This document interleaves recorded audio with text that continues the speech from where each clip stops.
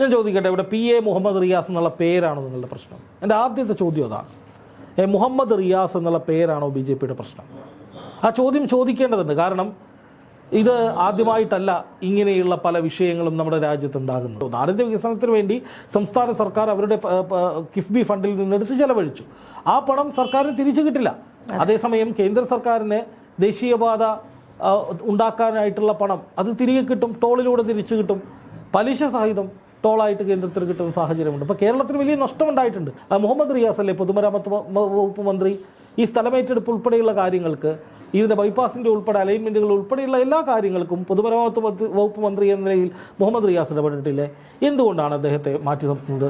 ജനാധിപത്യ രീതിയിൽ ജയിച്ചു വന്ന ഒരു MLA ഒരു മന്ത്രിയായി ആ റോഡുമായി ബന്ധപ്പെട്ട പൊതുമരാമത്ത് വകുപ്പിൻ്റെ തലപ്പത്തിരിക്കുന്നു, പൊതുമരാമത്ത് മന്ത്രിയായിട്ട് ഇരിക്കുന്നു. ആ മന്ത്രിയെ എന്തുകൊണ്ട് വിളിച്ചില്ല എന്ന ചോദ്യത്തിന് അത് മരുമോനല്ലേ എന്ന് പറഞ്ഞ് ഇകഴ്ത്തിക്കാട്ടുന്ന വളരെ മോശമായിട്ടുള്ള സമീപനം, രാഷ്ട്രീയ മര്യാദകൾ ലംഘിക്കുന്ന സമീപനം. ഇപ്പോൾ കേന്ദ്രത്തിൽ അധികാരമുണ്ട്, BJP രാജ്യം ഭരിക്കുന്നു എന്ന് പറയുമ്പോൾ തന്നെ ഇത്രയും വലിയ അഹങ്കാരം. ഇവൻ്റെയൊക്കെ നടപ്പ് കണ്ടു കഴിഞ്ഞാൽ നമ്മൾ ചിരിച്ചു പോകും. ഇവരെ ആനയെ എഴുന്നള്ളിക്കുന്ന പോലെ കുറേ പരിവാരങ്ങളെയും കൂടെ കാശ് കൊടുത്ത് നിർത്തിച്ചിട്ട് ഇങ്ങനെ നടക്കുക. ശിലാഫലകത്തിൽ പോലും റിയാസിൻ്റെ പേരുണ്ട്, പിന്നെ എന്തുകൊണ്ട് വിളിച്ചില്ല എന്നുള്ള ചോദ്യം കേരളത്തിലെ ജനങ്ങൾ ചോദിക്കുന്നേ. ഇത് BJP ആദ്യമായിട്ടല്ല ഇമാതിരി പരിപാടി കാണിക്കുന്നത്. ഇപ്പം മുണ്ടക്കൈ ചൂരൽമല ദുരന്തത്തിൽ പ്രധാനമന്ത്രി അവിടെ വന്ന് ഒരു കൊച്ചിനെ താലോലിച്ച് ഫോട്ടോയൊക്കെ എടുത്ത് ഫോട്ടോഷോപ്പ് നടത്തിയിട്ട് പോയി. സുരേഷ് ഗോപി അവിടെ വന്നിട്ട് വലിയ പ്രസംഗങ്ങൾ നടത്തി. ജോർജ് കുര്യൻ അവിടെ ഏറ്റെടുത്തു എന്ന മട്ടിലാണ് മറുനാടിനെ പോലുള്ള മാധ്യമങ്ങളൊക്കെ PR വർക്ക് ചെയ്തത് BJPയുടെ കേന്ദ്രമന്ത്രിക്ക് വേണ്ടിയിട്ട്. എന്നിട്ട് എന്താണ് അവർ തന്നത്? ഏതോ ഈ ദേശീയപാത 66 തലപ്പാടി ചെങ്കള ഭാഗത്തെയും കോഴിക്കോട് ബൈപ്പാസിലെ വെങ്ങളം രാമനാട്ടുകര ഭാഗത്തെയും 6 വരി പാതയുടെ ഉദ്ഘാടനത്തിന് മുഖ്യമന്ത്രി പിണറായി വിജയനെയും മന്ത്രിമാരായിട്ടുള്ള MB രാജേഷിനെയും K കൃഷ്ണൻകുട്ടിയൊക്കെ ക്ഷണിച്ചു. പക്ഷേ പൊതുമരാമത്ത് മന്ത്രി മുഹമ്മദ് റിയാസിനെ ക്ഷണിച്ചില്ല. എന്തുകൊണ്ടാണ് ഈ മുഹമ്മദ് റിയാസിനെ ക്ഷണിക്കാത്തത്? പിന്നെ മറ്റൊരു കാര്യം എന്ന് പറയുന്നത്, ഈ ദേശീയപാത സംസ്ഥാന സർക്കാരിൻ്റെ കൂടി ഉൾപ്പെടുത്തിക്കൊണ്ടാണ് നടന്നത്. അപ്പം ഇതിൻ്റെ ഒരു ഭാഗം അല്ലെങ്കിൽ സംസ്ഥാന സർക്കാരല്ല ഞങ്ങളാണ് ചെയ്ത് എന്നൊരു ക്രെഡിറ്റ് വരുത്തി തീർക്കാനാണോ BJP ചെയ്തത്, അല്ലെങ്കിൽ വേറെ ഏതെങ്കിലും തരത്തിലുള്ള വൈരാഗ്യമുണ്ടോ? രേഷ്മ, വൈരാഗ്യമുണ്ടോ കേന്ദ്രത്തിന് കേരളത്തോട് എന്ന് ചോദിച്ചാൽ അത് ജനങ്ങൾ വിലയിരുത്തട്ടെ എന്ന് തന്നെയാണ് ആദ്യമേ പറയാനുള്ളത്. കേരളത്തിലൊരു വലിയ പ്രകൃതി ദുരന്തം നടന്നു, മുണ്ടക്കൈ ചൂരൽമലയിലെ ഉരുൾപൊട്ടൽ.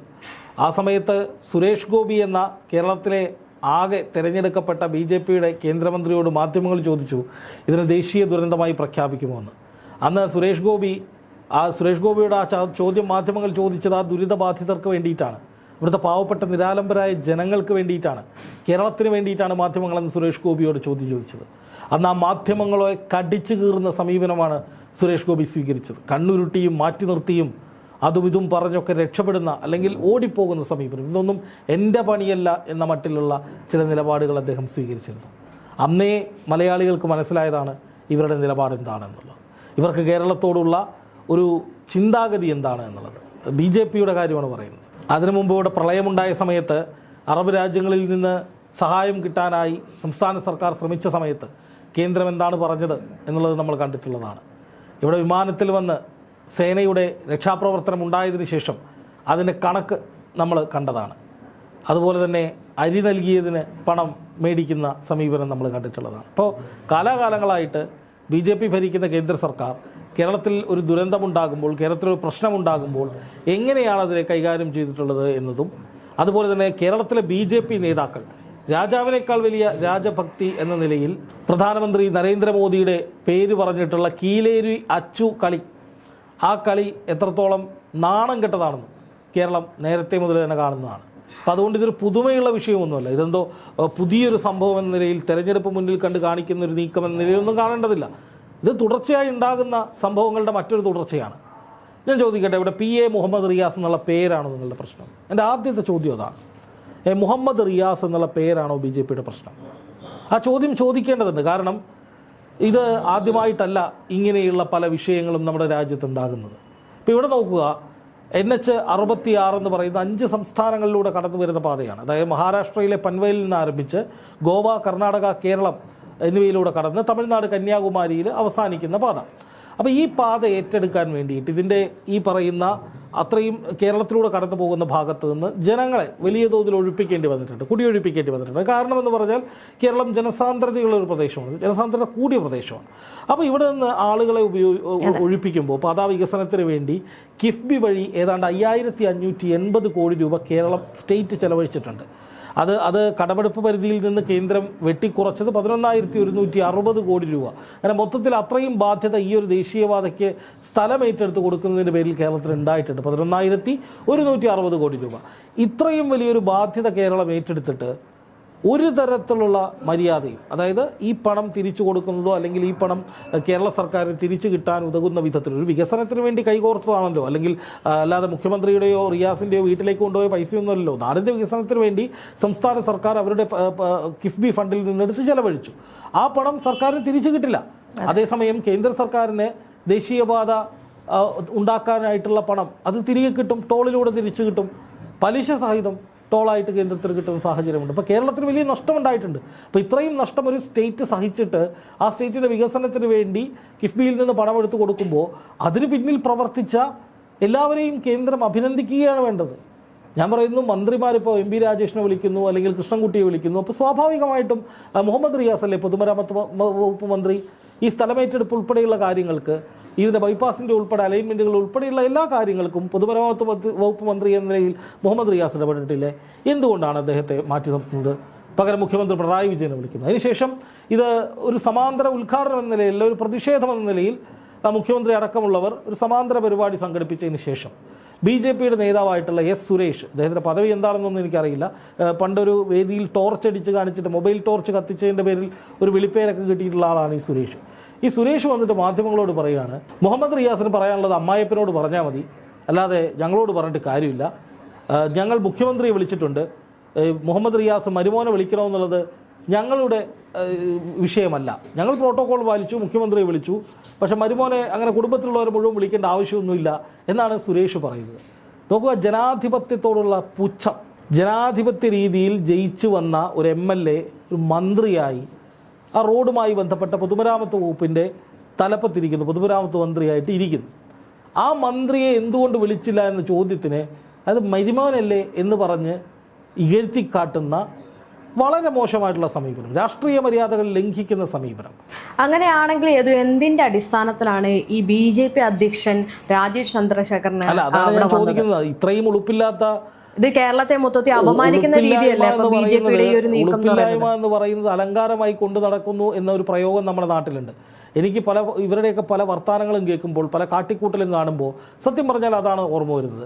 ഇവിടെ കേരളത്തിലെ BJP നേതൃത്വം രാജ്യം ഭരിക്കുന്ന പ്രധാനമന്ത്രി നരേന്ദ്രമോദിയുടെ ആ ഒരു സഭയിലേക്ക്, അല്ലെങ്കിൽ ആ മുന്നണിയിലേക്ക് എന്ത് കോൺട്രിബ്യൂഷനാണ് നടത്തിയിട്ടുള്ളത്?